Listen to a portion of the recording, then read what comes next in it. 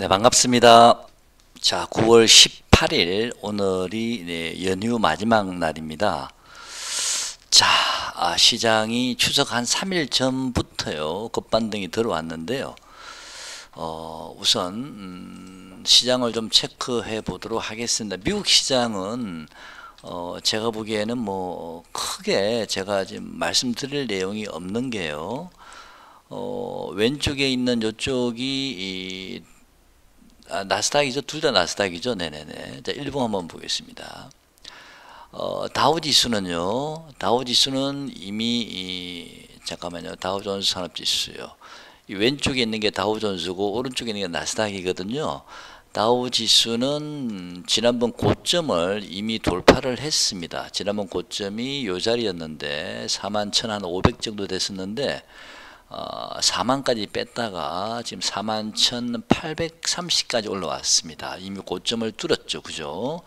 지난번에 말씀드린 대로 다우지수는 역시 5만까지는 여전히 순항할 가능성이 좀 높지 않을까. 그래서 여러분께 제가 여러 번 말씀을 드렸습니다. 다우지수는 5만을 거쳐서 결국에는 6만까지 간다라고 제가 말씀을 드리긴 했는데요. 물론 뭐 맞을지 틀릴지는 알 수는 없습니다만은 저는 그렇게 생각을 하고 있습니다. 그래서 혹시 여러분께서 물리더라도 들고 계시면 결국에는 회복하지 않을까 생각이 들고요. 뭐 쉽게 손절을 하시지 않으셨으면 좋겠습니다. 뭐 수익이 좀 난 상태라든지 손실이 많이 줄어든 상태 같으면은 일부 좀 잘라서 다시 밑에서 잡을 수 있는 방법도 있긴 한데요. 만약에 손실이 크다면 무리하게 손절할 필요는 없다 생각이 듭니다. 자, 나스닥은 여기서 오파 만들어지고 상승 오파가 나왔고요. 다시 하락 오파가 나왔기 때문에 나스닥은 다시 여기서부터 시작이 될 것 같습니다. 이미 1파는 강하게 들어왔고요.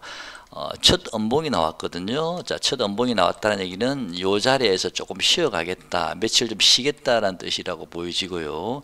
여기서 좀 쉬었다가 다시 한번 나스닥은 3파 상승이 들어올 거고, 그 다음에 그 자리가 뭐 요 지점이 될지는 모르겠습니다만은 그 다음에 다시 한번 쉬었다가 다시 한번 더 5파 상승이 좀 나오지 않을까라고 생각도 하고요. 또 한편으로는 나스닥은 여기서 다시 한번 꺾여서 내려올 수도 있습니다. 상황에 따라서는요. 근데 일단 제가 보기에는 여기서도 오파가 만들어졌기 때문에 여기서도 제가 보기에는 좀 쉬었다가요 다시 한번 올라갈 가능성이 좀 높아 보입니다. 지금 제가 보기에는요. 직전 요 고점까지는 한번 도전해 보지 않을까, 나스닥도. 자, 그런 생각이 좀 들거든요. 자, 근데 내일 당장 그렇게 간다는 건 아니고요. 일단 요 자리에서 좀 쉬었다 가야 되지 않을까. 그럼 조금 뭐 좀 조정이 조금 들어올 수도 있습니다만은 크게 조정은 들어올 것 같지는 않고요. 요일 이렇게 들어오겠죠. 그죠? 아직 3이 남았고 5가 남았습니다. 그래서 나스닥은 조금 더 갈 자리가 있다. 그렇다는 얘기는 우리 시장은 조금 더 우리 시장도 조금 더 갈 자리가 있지 않을까 생각이 되거든요. 네. 그렇게 보시면 될 것 합니다. 다우지수도 뭐 현재는 정고점을 뚫은 상태고요. 자, 다우지수는 여기서 하나, 둘, 셋. 여기서 다우도 마찬가지입니다. 올라갔다가 한번 쉬고 있는 과정이거든요. 여기서 쉬었다가 또 한번 다시 가고 해서 뭐 대략 뭐 얼마까지 갈지는 모르겠습니다만은 단기적으로는 조금 더 갈 자리가 있다라고 보여집니다. 자, 코스피 한번 보겠습니다.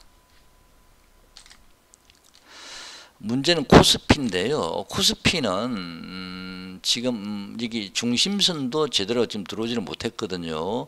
여기 상승할 때 하나, 둘, 셋, 5파 만들어지고 여기서 하락할 때 하나, 둘,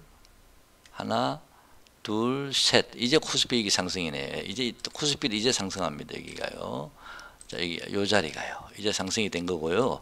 자, 내일은 코스피가 오늘 만약에 미국 시장이 뭐 금리 인하 이슈는 이미 많이 선반영되어 있기 때문에 크게 상승하거나 금리 인하 문제 가지고 크게 하락하지는 않을 것 같습니다. 그래서 많이 선반영된 부분들이 있기 때문에 제 생각에는 미국 시장은 이제 좀 횡보하지 않을까. 약간의 조정을 거치면서 쉬어갈 타이밍이고요.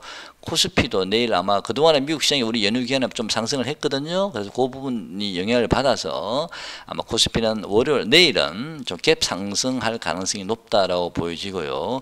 지금 현재 2575인데 뭐 2600 정도는 좀 넘어가지 않을까, 또는 2600 전후까지는 충분히 가지 않을까 싶거든요. 그래서 코스피는 일봉상 이제 상승이 시작이 됐고 내일은 갭 상승한 이후에 조금 음봉이 나올 수도 있습니다. 그런 다음에 코스피는 이렇게 가지 않을까 싶거든요. 나스닥 다우 따라가듯이. 대신 나스닥이나 다우가 이만큼 올라갈 때 코스피는 여기밖에 못 가겠죠. 그죠?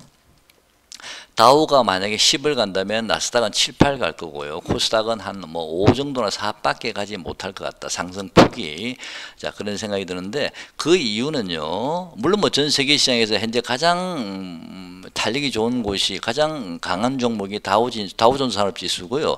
그 다음에 나스닥이지 않습니까? 근데 코스닥은 우리나라는 중국 시장의 영향을 받을 수밖에 없습니다. 최소한 절반 정도는 중국 시장의 영향을 받을 수밖에 없기 때문에 현재 중국 경제도 그렇게 좋은 소식이 별로 없지 않습니까? 중국 경제도 아마 1년 정도, 2년 정도는 좀 충분히 좀 이렇게 뭔가 가정을 어떤 수습하는 과정이 좀 필요하지 않을까라는 생각이 들기 때문에 당분간 한 1, 2년, 2, 3년 정도는 코스피는 다우나 나스닥을 초과해서 상승하기는 좀 어렵지 않을까라고 생각이 됩니다. 그래서 일단 코스피는 요 밴드 상단이 어디죠? 요 자리 정도요. 2600 한 제 생각에는 코스피의 최대치는요. 일단은 2660 정도까지 좀 상승할 수도 있다. 최대치가 2600. 지난번에 2700까지 갔다 왔죠. 그죠?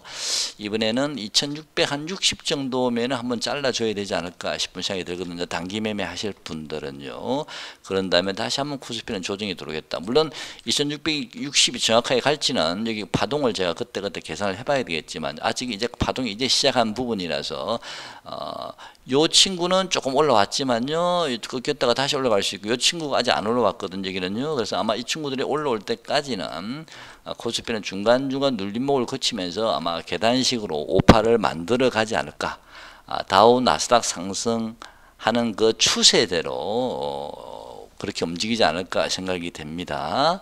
그래서 아직은 코스피는 추가 상승 여력이 있다. 지금 2575니까 일단 저는 파동도 같이 보면서 지수는 대략 2660 정도를 최대치로 보고 있기 때문에 그것도 그때 가서 다시 한번 체크해 보시기 바랍니다. 주봉 한번 보겠습니다.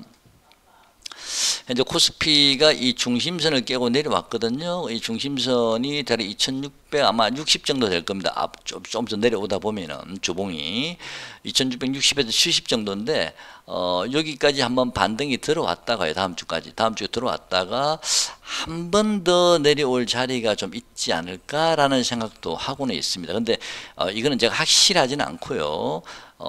1, 2, 3, 4, 5 이런 식으로 가거든요. 그러면 한 번 더 내려올 자리가 있을 수도 있다. 하지만 그 내려오는 자리는요. 지난번에 저점이 2375 정도 됐죠. 대략 한 2400 정도까지도 한 번 정도는 하락이 나올 수도 있다라는 생각도 개인적으로 하고 있습니다. 그래서 이번에 매매하신 단기적으로 들어가신 분들은 2660 정도를 고점을 하시고요. 만약에 한 번 더 추가 하락이 나온다면 한 2400포인트까지 한 번 더 하락이 나올 수도 있다. 요거는 확실하지는 않습니다. 제가 시장을 정확하게 알 수는 없으니까. 하지만 한번 열려도 있다라는 생각은 가지고 있습니다. 만약에 이 자리까지 내려온다면 그 시기는 이번 FOMC 회의 가지고 내려올 것 같지는 않고요. 오히려 FOMC 회의 끝나고 나서도 조금 더 올라갈 자리가 있거든요. 파동을 그리면서. 그런 다음에 25일 날 BOJ가 있습니다. BOJ 한 하루 이틀 2, 3일 전에 다시 좀 조정을 받을 텐데 그 무렵 정도에서 좀 조정이 들어올 건지 아니면 BOJ가 무사히 잘 넘어간다면요. 제가 보기에는 10월 중순까지는 큰 문제는 없어 보이거든요. 10월 중순에 좀 조심해야 될 부분이 뭐가 있냐면은 미국 대선이 11월 달에 있지 않습니까? 근데 제가 지난번 대선 때도 제가 느꼈던 건데요. 제 기억에는요. 지난번 미국 대선 때도 대선 한 보름 전부터 갑자기 주가가 좀 조정을 받더라고요. 대선 하기 한 보름 전부터 갑자기 주가가 쭉 빠지다가 그 다음에 대선 한 하루 이틀 2, 3일 전에 다시 주가가 급반등 들어오는 걸 제가 기억이 나거든요. 그래서 이번에도 그렇게 될지 안 될지는 모르겠습니다만은 일단 주봉상으로는 단기 반등 이후에 한 번 더 내려올 자리가 있다. 그렇지만 이거는 확실하지는 않다. A, B, C 파동으로 끝날 수도 있거든요. A, B, C, D, E까지 나올 수도 있고 그건 알 수는 없습니다만은 매매하실 때 이것도 참고로 하셔서 감안하셨으면 좋겠습니다. 만약에 다시 한번 2,400이 나온다면 그때는 그 2,400은 가격적으로는 이제는 거의 바닥이다라고 보여지고요. 저는 개인적으로 이번 25일 날 9월 25일 날 BOJ 요때보다는 오히려 10월 중순 정도 이후부터 좀 조정이 들어올 때 그때 이 자리를 한번 찍을지도 모르겠다. 그런 생각도 좀 들긴 합니다만은요. 일단은 요것도 열어두시고 한 번 더 하락할 수도 있다는 열어두시고 매매하시기 바랍니다. 전량 100% 매도하지 마시고요. 여기까지 한 번 더 내려온다는 보장이 있는 건 아니니까 비중 조절만 조금 하시면 됩니다. 수익이 나신 분들은요. 손실이 크신 분들은 그냥 견디시면 될 듯하고 이제 한 번 더 하락이 나온다 하더라도 그게 마지막 하락이거든요. 만약에 나온다 하더라도 그래서 크게 걱정 안 하셔도 될 듯합니다. 주봉상 보면은 제가 가지고 있는 이 보조 지표도요. 아직 완전히 내려온 게 아니기 때문에 주봉이 반등 이후에 2660이든 2650이든 반등 이후에 한 번 더 좀 내려올 가능성이 좀 있지 않나. 좀 저는 한 60% 정도 이상 내려올 가능성이 있다라고 보고 있습니다. 참고로 하십시오. 여러분 다 맞는 거 아니니까요. 월봉 보시면 월봉은 또 괜찮습니다. 왜냐하면 이 밴드에서 이번에도 밴드 하단부를 지지를 바꾸러 왔거든요. 이 밴드 하단부가 2500포인트 정도 되는 자리인데 2500포인트를 지지를 받은 건지 이제는 완전히 저점이 나오고 지금 저점이 조금씩 올라가고 있긴 하거든요. 그래서 이런 모양으로 나올 건지는 제가 지금 확실하지는 않습니다.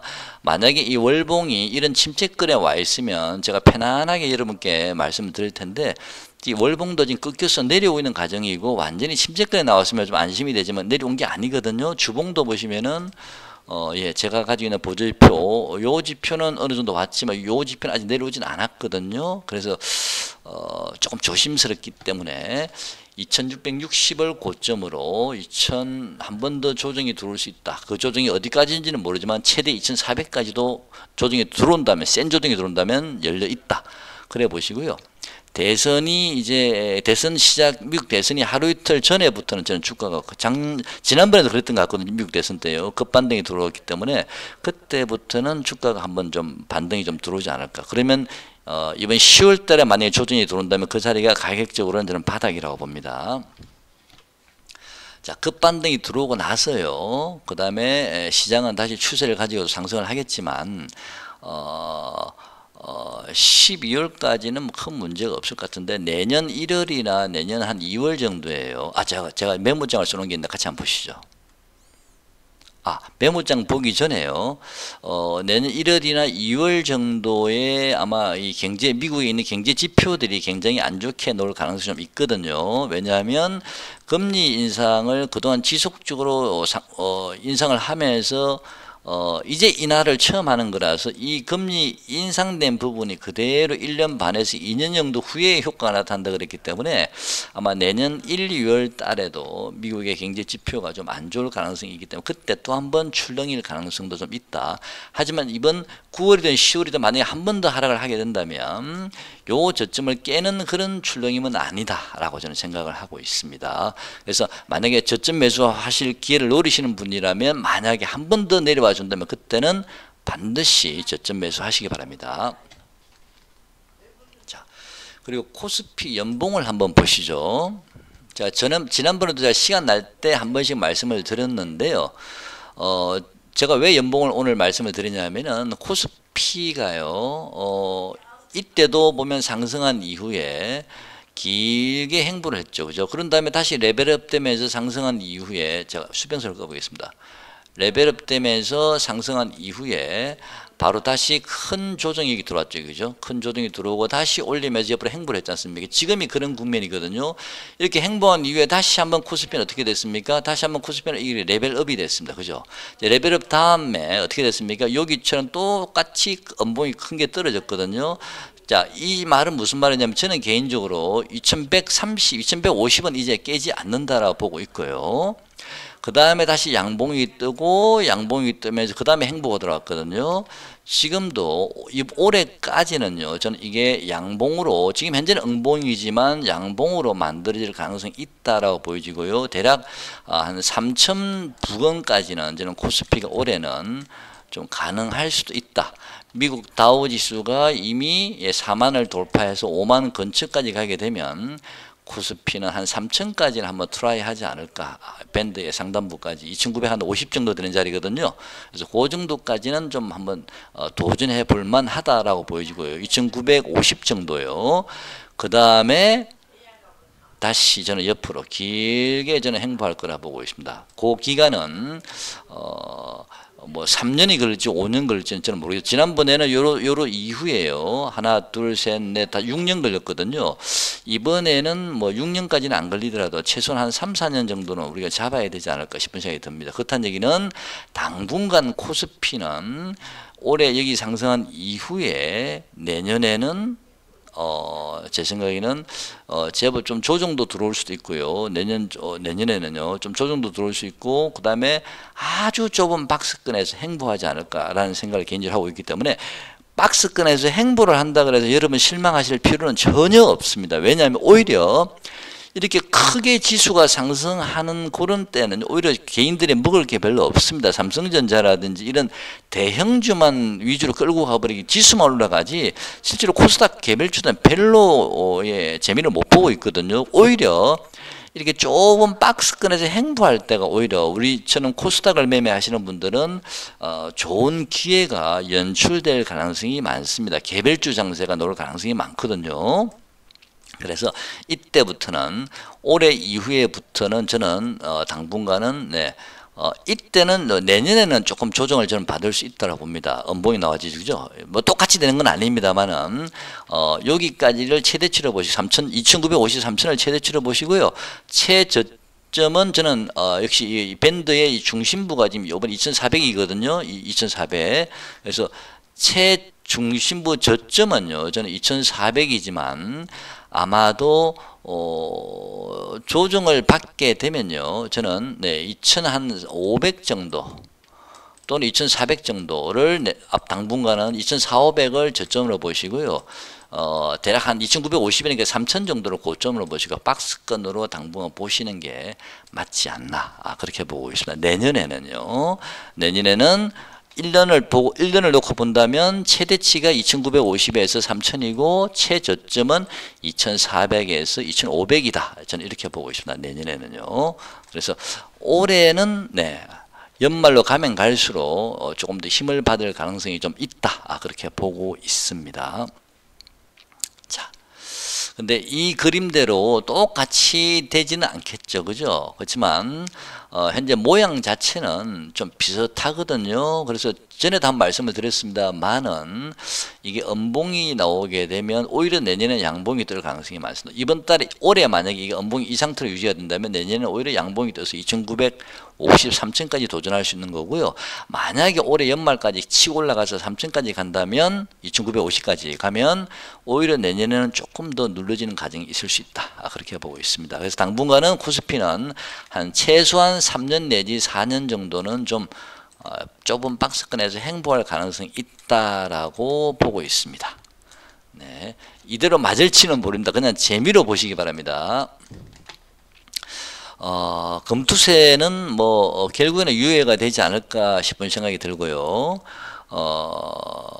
그동안의 금투세 문제 때문에 지금 얘기도 나와 있네요. 금투세 엑소더스 시작됐다. 오늘 좀 전에 뉴스 나왔네요. 큰손 해외 주식 뭐 50% 급증돼 있죠, 그죠? 아마도 이제 이 자금들이 우리나라 해외 시장 쪽으로 많이 빠져나왔기 때문에 지금 현재 우리나라 주식시장에는 자금이 그렇게 여력이 많이 없거든요. 그래서 또 경기도 우리나라가 보면 의외로 좀 심각한 부분들도 많기 때문에 또 중국 시장도 경기가 현재 좀 비리비리하고요. 미국만 좋거든요. 그래서 당분간 코스피 지수 자체는 대형주는 크게 힘을 쓰기가 좀 힘든 그런 장이 되지 않을까 싶습니다. 다만 좀 참고가 되실 분은요, 올해 하반기를 좀 좋게 보는 이유는요, 물론 이게 음봉이 떨어지면 내년에 양봉이 뜨겠지만 만약 올해가 이 모양처럼 양봉이 떠서 2950까지 올라간다면 지난번 고점이 얼마였죠 우리가? 잠깐만요. 지난번 고점이 요 자리가 2900까지 갔었죠. 그죠? 그죠? 그러니까 지난번 고점 나왔던 요 자리 정도 2900에서 2950 많이 가봤자 3000이거든요. 그러니까 고점을 여기로 보시면 됩니다. 당분간은 몇 년간은 그렇게 보셔도 되지 않을까. 요 자리가 고점 2955 정도를 대충 잡고 저점 2400이나 2500 정도. 최하 2400을 잡을게요. 최하 2500 정도 될 수도 있고 2400. 요 자리에 몇 년간 박스권이라고 행보할 가능성이 많다. 저는 그렇게 보고 있습니다. 다만 올해 치고 올라갈 만약에 2950까지 치고 올라간다면 그 이유는 미국 대선이라는 불확실성도 없어졌고요. 또 우리가 금리 인하, 첫 금리 인하할 때 조심하라고 했지만 미국 경제 지표들은 계속 좀 안 좋아질 가능성이 있겠죠. 그죠? 하지만 그건 어느 정도 선반영되고 있는 과정이고요. 많이 선반영이 됐죠. 그죠? 그 다음에 미국이 이제 금리 인하를 하게 되면 강달러가 아니라 이제는 약달러로 바뀔 가능성이 많거든요. 강달러가 아니라 약달러로. 자, 미국이 약달러를 바뀌게 되면 그때는 미국 시장에 투자했던 이 자금들이 이머징 마켓으로 자금들이 흘러 들어올 가능성이 많습니다.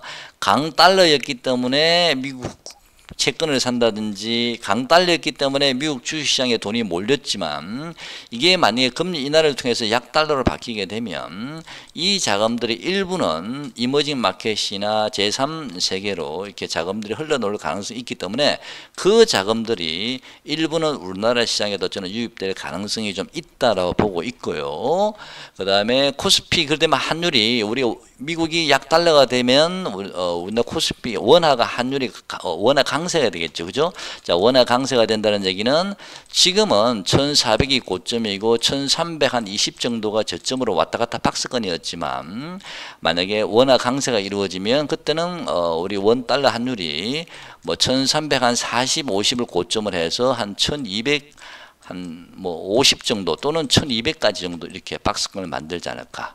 그래서 원화가 강세가 되면은 그렇게 될 가능성이 많기 때문에 그렇게 되면은 자동차라든지 이런 수출 관련 쪽은 아무래도 환율이 좀 원화 강세가 되니까 조금 불리할 수도 있겠다라는 생각을 개인적으로 좀 하고도 있습니다. 그래서 그렇게 되면 자동차보다는 오히려 좀 당분간은요, 뭐 내수주도 괜찮고요. 또는 요즘 뭐 이 금융주 있지 않습니까? 금융주 요즘 뭐 정부에서 또 발표한다 그러니까 이 금융주도 좀 관심을 계속 가지셔야 될 것 같습니다. 은행주 뭐 증권주, 그 다음에 뭐 손해보험주라든지 많지 않습니까? 그런 금융주도 많이 지금 저평가가 돼 있죠. 그죠? 그래서 그런 종목들이 지금 빛을 볼 가능성이 있고요.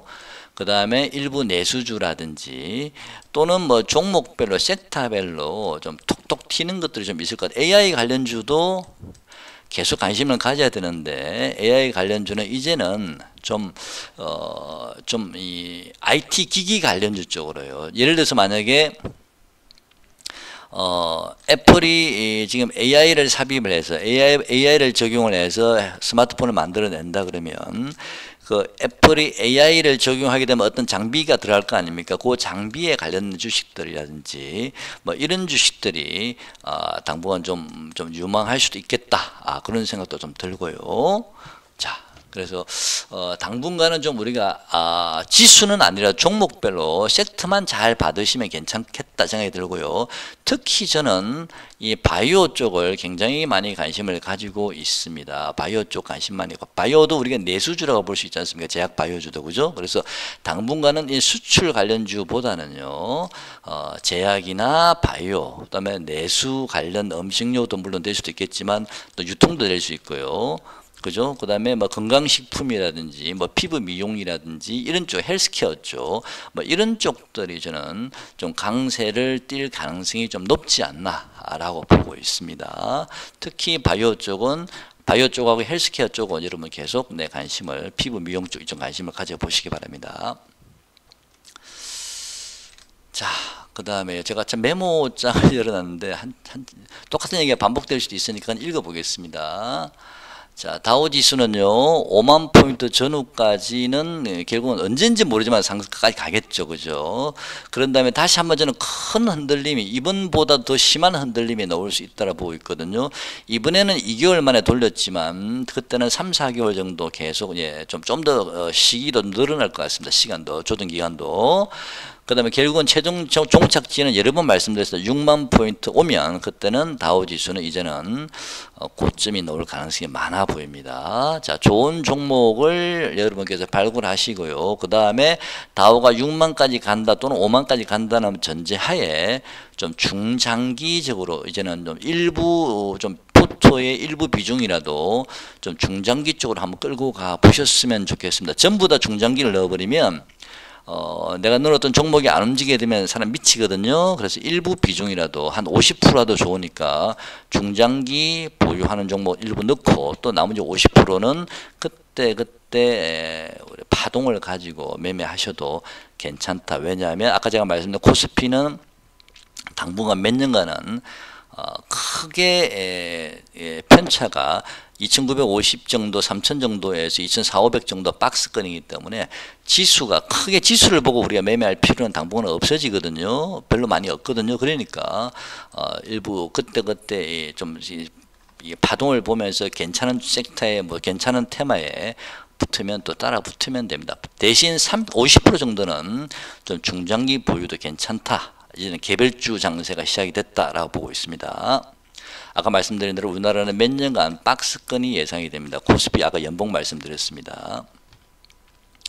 현재 위치는요. 코스피는 현재 2500, 지금 지수가 2575죠. 그죠? 제가 지난번에 한번 말씀을 드린 적이 있는데 코스피는 우리나라가 적정 주가가 한 2700 정도 전후가 적정한 가격권이라 지수가 맞다라 보는데 지금 현재 조금 저평가되어 있는 상태거든요. 그래서 현재 위치는 어쨌든 저평가 구간이고요.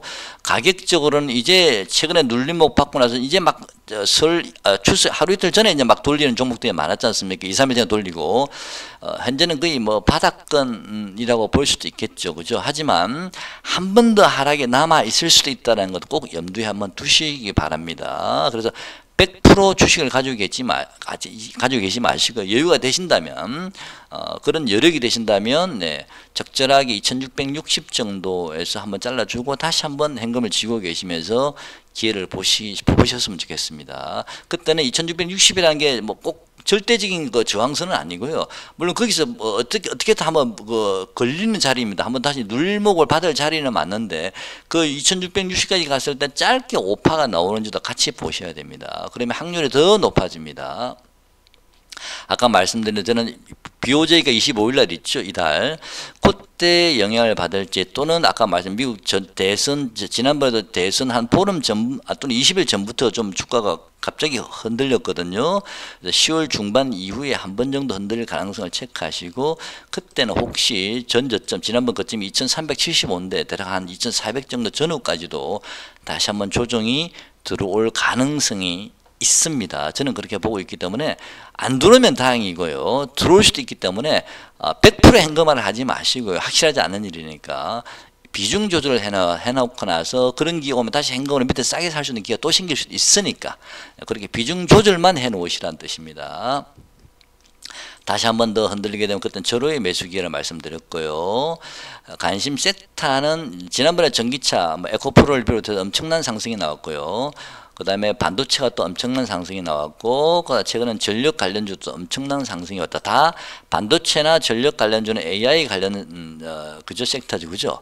또 아까 말씀드린 AI 관련 섹터는 계속 앞으로 생산이 될 거라 보고 있습니다. 아까 말씀드린 IT 기기 쪽도 될 수도 있고 여러 가지로 AI 관련 섹터는 계속 파생되어지기 때문에 그때 빨리빨리 움직이셔야 됩니다. 그런 섹터, 그런 테마가 움직일 때는, 이제 시작할 때는요. 그리고 좀 중장기적으로는 저는 바이오가 괜찮다라고 보고 있는, 제약 바이오가요. 제약 바이오입니다. 예전에 제가 주식 투자할 때는 뭐 10년, 15년 전에 그때 이제 제약 바이오가 본격적으로 움직이면서 3차에 걸쳐서 제약 바이오가 엄청난 상승을 했거든요. 약 10년 정도를요.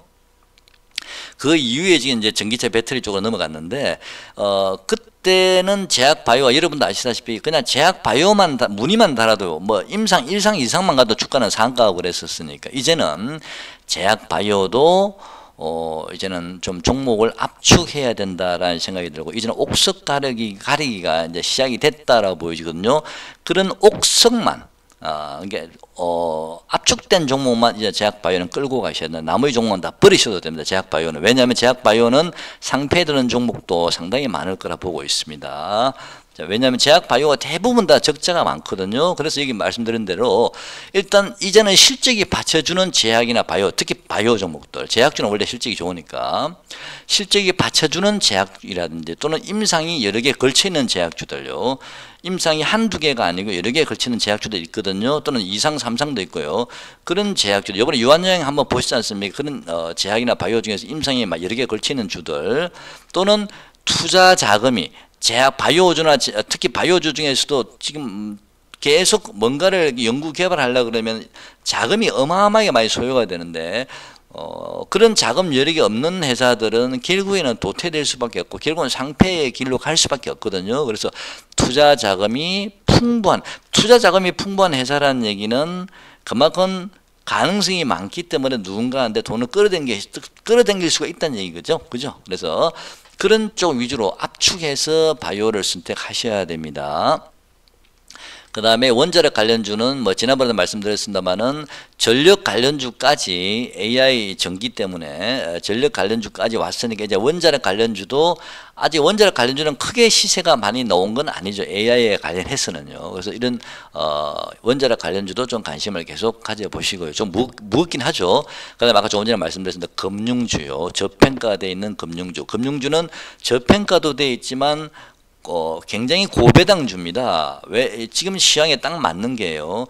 지금은 지수는 크게 올라갈 자리가 없고 또 우리나라 수출 관련주도 환율이 강세가 되면 좀 힘들어질 수도 있기 때문에 오히려 이런 내수주 쪽을 우리가 살펴보는 게 좀 더 안전하고 좀 더 좀 유리할 수도 있거든요. 그런 현재 자리가. 그래서 금융주라든지, 금융주는 전형적인 저포 관련주이면서도 고배당주지 않습니까? 그래서 정부 정책하고도 맞물려 있기 때문에 이런 금융주는 계속 관심을 가져보시기 바랍니다. 현재 제 관심 종목이라 그랬는데 이거는 뭐 제가 올라간다 못 올라간다 그건 제가 잘 모릅니다. 그냥 제가 관심 있게 보는 종목을 참고로만 말씀드려봤습니다. 여러분도 관심 있는 종목도 있을 거 아닙니까? 그죠? 그냥 제가 쭉 나열해 봤습니다. 유한양행요. 유한양행은 이번에 대시세 큰 시세가 한번 나왔죠. 아마 저는 유한양행은 지금은 관심이 없고요. 혹시라도 나중에 10만원 정도나 10만원을 살짝 깨는 정도 가격이 나오면 그때는 제가 유한양행에 관심을 가져보도록 하겠습니다. 바이오주가 최근에 너무 많이 올랐거든요. 일봉 보시면 장난 아니거든요. 그래서 저는 바이오주가 좀 조정권에 들어갈 가능성이 좀 있다라고 보여지거든요. 최근에 많이 올랐기 때문에 이익도 많이 벌어져 있고요. 그래서 좀 조정이 필요하지만 그 조정이 들어올 때 기다리셨다가 잘 봐놓으셨다. 여러분께서 또 좋아하시는 제약 바이오가 있으면 봐놓으셨다가 일부 좀 포트에 비중을 넣어보는 것도 괜찮다. 그런 의미입니다. 그래서 유한양행은 저는 10만원 정도나 10만원 이하로 내려오면 관심 가지겠습니다. 이가캠 바이오, 그 다음에 삼성바이오, 로직스, 그 다음에 ST팜요. 그 다음에 HK이노엔, 그 다음에 넥스트바이오. 넥스트바이오는 제가 현재 보유하고 있습니다만 참고로 이건 제가 단기로 보고 있습니다. 한 번 더 양봉이 남았거든요. 넥스트바이오는 5파가 남았는데 마지막 5파 상승이 남았다라고 보고 있습니다. 그래서 넥스트바이오 요거는 마지막 파동이라고 말씀드렸습니다. 단기입니다. 그다음에 SK 바이오팜이라든지 이런 종목들, 그 외에도 뭐 TNL이라든지 이런 종목들은 당분간 뭐 조금 뭐 눌려질 가능성이 있어 보입니다. 넥스트 바이오 같은 경우는 한 번 더 파동이 남았습니다. 시장 상황에 맞물려서 같이 올라가겠죠, 그죠? 그렇지만 다른 바이오들은 좀 크게 올라가기는 좀 어렵지 않을까. 너무 먼저 많이 올랐기 때문에 지수가 좀 더 올라간다 하더라도 이 넥스트 바이오 빼고는 나머지는 크게 올라가기 좀 어렵다. 하지만 조정받을 때 좀 적절하게 좀 저점 매수, 분할 매수 하시기 바랍니다. 관심 있으신 분은요. 그 외에도 제가 보유하고 있는 뉴트리라는 종목도 있고요. 그 다음에 방산주 중에서 유일하게 항공하고 우주가 많이 안 올랐거든요. 물론 18,000원부터 시작했으니까 많이 오른 겁니다만은 그래도 아직 뭐 우리가 좋아하는 KF-21 전투기 아직도 남았죠, 그죠? 길게 보시면 항공 우주 차트 보시면 길게 보면은 한 단계 레벨업 이후에 옆으로 행보하고 있거든요. 그 행보 이후에는 언젠간 한번 저는 또 다시 레벨업 할 가능성이 높다고 보고 있습니다. 그래서 관심 가져보시고요. 두산 에너빌리티는 제가 아까 말씀드린 대로 원자력 관련주의 대표주자이기 때문에 한번 관심 가져보고 좀 무겁긴 하지만 지난번에 제가 말씀드리고 나서 지난번에 제가 2만 원 정도면 살만합니다 말씀드릴 때 그 말씀드리고 나서 2만 5천까지 갔다 왔다가 내리고 꽂았습니다. 내리고 꽂았는데 결국은 두산 에너빌리티도 결국에는 뭐 좀 더 3만 원 정도 3만 원 정도 이상은 한번 도전해 볼 수 있지 않을까, 긴 텀을 본다면. 그다음에 지난번에 제가 말씀드린 이월드 같은 하나투자증권 같은 경우는 이제 토스 상장 관련주인데요. 토스는 올해는 제가 보기에는 상장하기가 좀 힘들 것 같고요. 내년에는 상장이 될 것 같으니까 적절한 시점에 한번 진입해 보시기 바랍니다. 먼저 들어가시게 되면 괜히 보초 쓰게 되고요. 남들 오를 때 이 친구가 덜 오르게 되면 짜증나거든요. 그래서 적절한 시점을 잘 보시기 바랍니다. 그 다음에 지난번에 말씀드린 대선주도 여전히 올해는 대선주가 아직 그런 영향이 없지만 내년에는 또 대선주도 좀 우리가 입에서 오르내리고 할 가능성이 많거든. 내년부터는요. 내년에는 수출이나 이쪽이 아니고 제가 내수주라고 그랬습니다. 그래서 대선주도 좀 보시고요. 현대오토에버는 자율주행 관련 대표주자니까 현대오토에버도 마찬가지로 레벨업 다 하고 난 이후에 지금 옆으로 행보하고 있거든요. 이 친구도 한 번 더 위로 뽑을 가능성이 좀 있어 보이기 때문에 여러분 참고로, 제가 관심 있는 종목이기 때문에 꼭 이 친구들이 간다 그런 데는 잘 모릅니다. 예. 그 다음에 미 대선 이후에 시장은 단기 랠리 가능성이 높아 보이고요. 내년 초에 경제 지표가 좀 부진함으로 해서 한번 흔들릴 수가 있겠지만 결국 내년 3월 이후부터는 다시 랠리라고 제가 말씀을 드렸는데 이거는 제가 좀 삭제를 하겠습니다. 왜냐하면 이거는 전제 조건이 있는데 아까 제가 코스피 연봉을 봤을 때 올해 만약에 코스피 연봉이 아까 제가 말씀드렸죠. 연봉이 만약에 지금 우리가 보고 있는 것처럼 연봉이 만약에 음봉으로 나와버리면, 이런 식으로 음봉이 나와버리면 내년에 2,950에서 3,000까지 한번 도전할 수 있는 거고요. 올해 만약에 2,950에서 3,000을 가버리면 오히려 내년에는 좀 조정을 조금 받을 가능성이 있습니다. 요 차트, 요 캔들을 좀 보시기 바랍니다. 그래서 그거를 참고를 하셨으면 좋겠습니다. 자, 2차 전진의 배터리는 뭐 저한테 물으시는 분도 계시는데 저 잘 모르겠습니다. 2차 전진의 배터리는 워낙 위에 매물 구간이 많기 때문에 지금 최근에 뭐 좀 반등이 좀 좋았죠. 에코폴이 머티라든지 뭐 명신산업이라든지 이런 종목 최근에 반등이 좋았죠. 명신산업만 잠깐 보겠습니다. 차트 한번 보겠습니다.